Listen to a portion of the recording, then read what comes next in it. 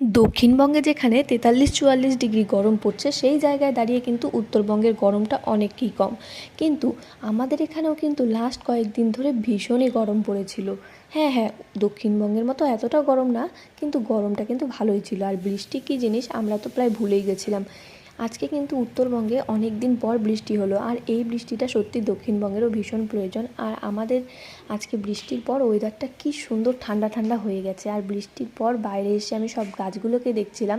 এবছর ওই গাছটায় প্রথম আম ধরেছে, আর এই গোলাপ গাছগুলো দেখছি বৃষ্টির পর কী সুন্দর সবুজ হয়ে আছে। আমি আবার ফুলগুলোকে ঝাঁকিয়ে ঝাঁকিয়ে ফুলের জলগুলোও ফেলে দিচ্ছিলাম, যাতে ফুলটা তাড়াতাড়ি নষ্ট না হয়ে যায়। আর এবছরে কিন্তু আমি একটু ফুলের সাথে সাথে সবজিও লাগিয়েছি। দেখো, ছোট্ট একটা টমেটো গাছ লাগিয়েছিলাম, এখানে বেশ সুন্দর দেখছি টমেটোও হয়েছে। তারপর আমি কিন্তু পাট শাকও বুনেছি, আর এই দেখো লাল শাকও বুনেছি। কেমন হয়েছে শাকগুলো কমেন্ট করে অবশ্যই জানাও। আর এই যে আমার হাইড্রেঞ্জিয়া গাছটা দেখো কত সুন্দর।